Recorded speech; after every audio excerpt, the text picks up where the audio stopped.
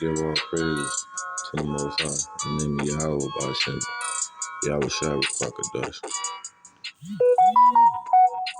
Now, we know Adam and Eve is not the first man or woman. Let's break down who they actually are. Because if Adam isn't the first man, common sense, Eve didn't come from his actual rib to be the first woman. That's just made up nonsense the Edomites didn't understand and weren't meant to understand. But in this particular video, we're actually going to explain formed from the dust and what that means. Now, I know Genesis 2:7, it says God formed man from the dust of the ground. But we see before this verse, men were already created. So what does this mean? He's talking metaphorically. Before a man, he chose. This is both literal and metaphorical. Genesis 2:7. And the Lord God formed man of the dust of the ground and breathed into his nostrils the breath of life, and man became a living soul.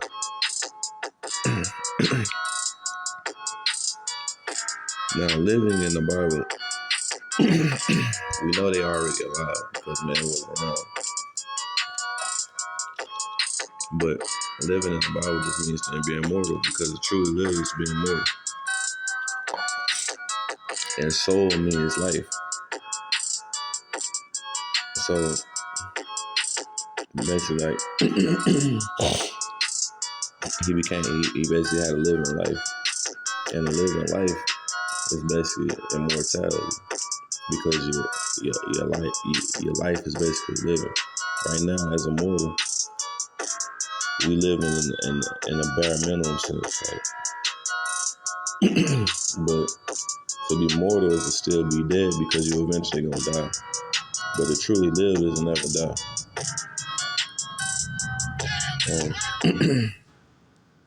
Now that dust,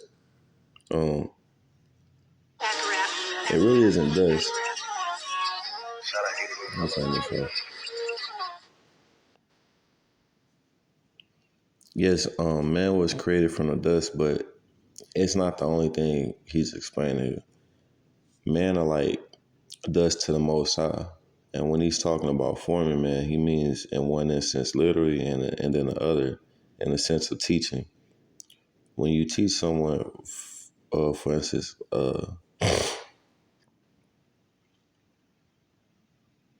teaching a child, it's more like he's basically saying like this is one he chose like to teach.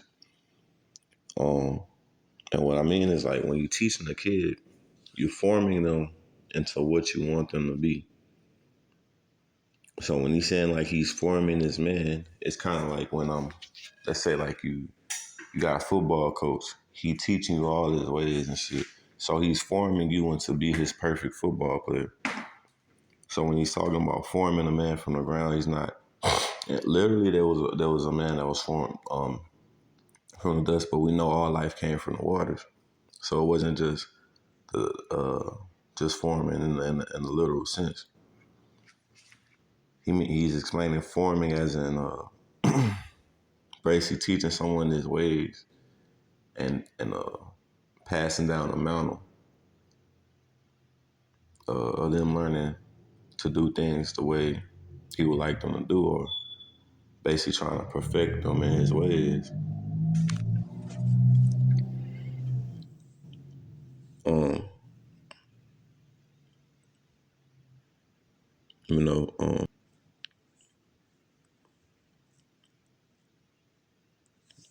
Yeah, so you just forming them to what you want them to be.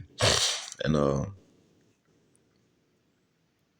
when it comes down to like, if you was in space, right, when he says like you formed from the dust, right, so he basically like, when you're in space and you look down at a bunch of black people, right, they will look like dust and sand to you. If you're like in space and you're looking down, you will see it look like sand movement if everybody on the earth is just black. And around this time, like, Um, everyone on Earth was pretty much darker skin tone, so no one was white around this time. There was no such thing as a white man or a lighter skinned people.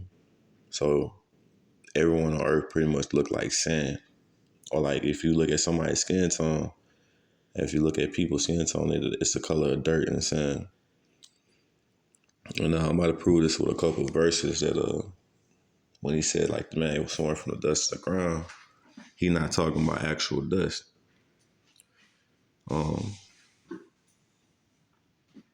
and the Most High compared our people to dust and sand in many verses. Genesis 22:17.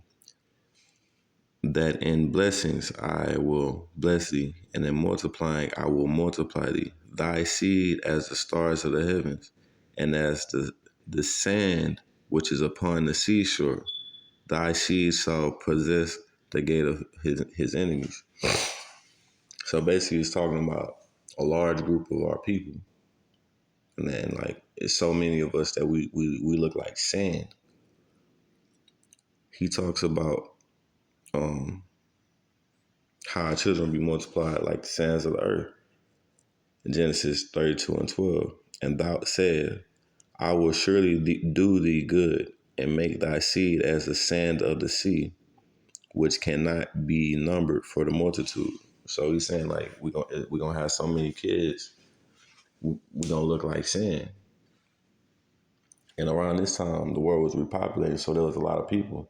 So he basically saying out of that sand, which is out of these people, he took one group, one man and one woman, and then he moved them to a completely separate spot. Um, so they'll be different from everybody else because he wanted these people to think and move differently from these people because he made these people to be his own special people, his own chosen people. And we can prove that again in Joshua 11:4, with the comparison of saying is, and they went out, they and all their hosts with them, much people, even as the sand that is upon the seashore in multitude, with horses and chariots, very many. Now, horses and chariots,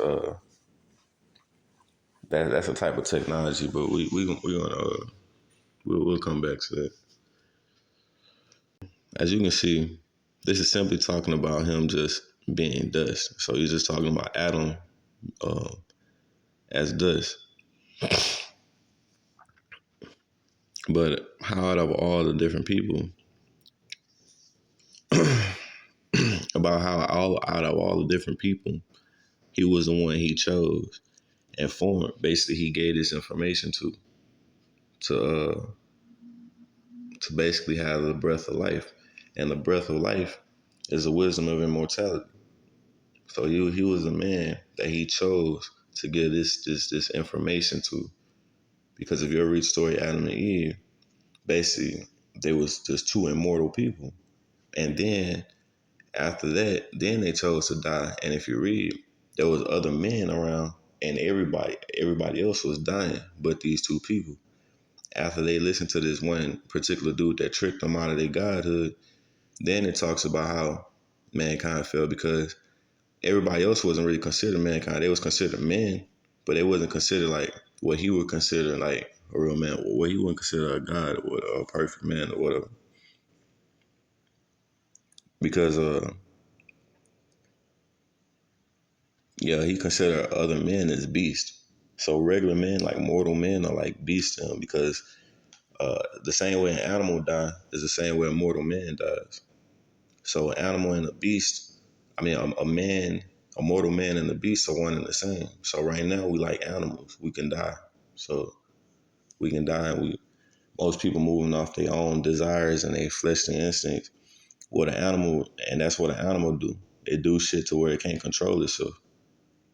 But like a man of wisdom, he got a mind. He can control himself. He can think twice. He can think.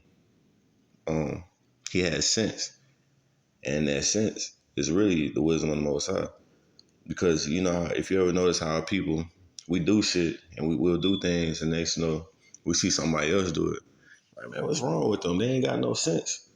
That that ain't got no sense. That's the wisdom or the Most High that's automatically in our people. That's why when we look at other people, they look throw it off. It's like confusing to us, and that should be even more of a reason why our people shouldn't be trying new things because everybody else is fucking weird already. But for some reason, like people want to try out their shit and have fun. It don't make sense. Our people we had a wisdom, but we don't execute it sometimes, and we don't have let's understand. Um, Back to Genesis 2:7, which talks about the breath of life. Now, why does it say breath of life when we clearly prove there were other men around? Because when you speak wisdom, you breathe words out your mouth. That's why it's called the breath of life. You breathe in words because back then, like during these age of time, it's like the beginning of time. So they didn't really have a terminology for words. Instead, they just said breath. So, well, they had the word, but it's just another word for it's just another way of saying talking.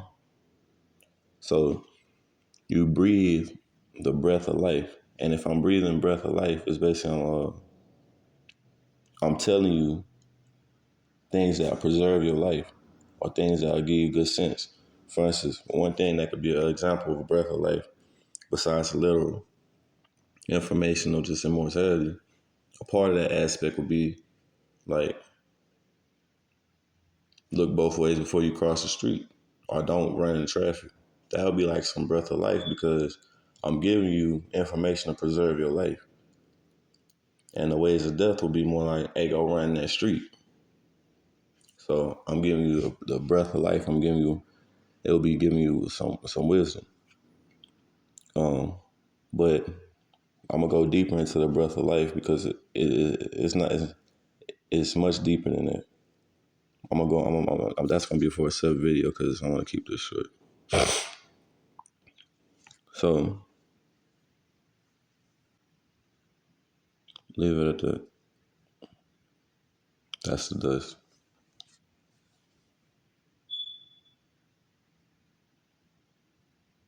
Next lesson will be about the breath of life.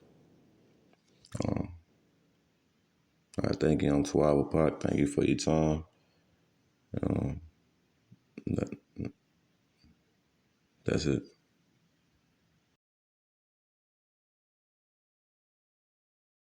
Thank you. I forgot to explain why we know that this was talking about the man that he chose to separate from other people. Well, everybody else was in gardens, but the Most High himself created a garden to the east, like far away from the people, to separate his people from the world and separate his people from other people. And that man that he had picked was Adam, and he chose to separate him. He put him and his people towards the east. And you can read that in Genesis 2:8. And the Lord God planted a garden eastward in Eden, and there he put the man whom he had formed.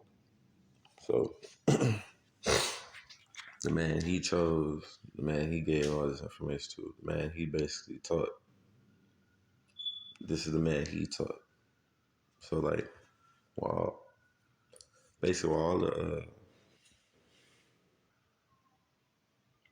other guys were creating their men and different men and teaching them their ways, he chose this particular man and he brought him up in his ways. So he taught him his ways. He taught him Of course, the way to do things, how to live, basically like the ways of the heavens, basically like how to think. Right? He taught him intelligence. He gave him intelligence. He gave him knowledge. He was his teacher. And the Lord God planted a garden eastward in Eden, and there he put the man whom he had formed. And out of the ground made the Lord God to grow every tree that is pleasant and sweet. Well, I'm gonna keep it up there.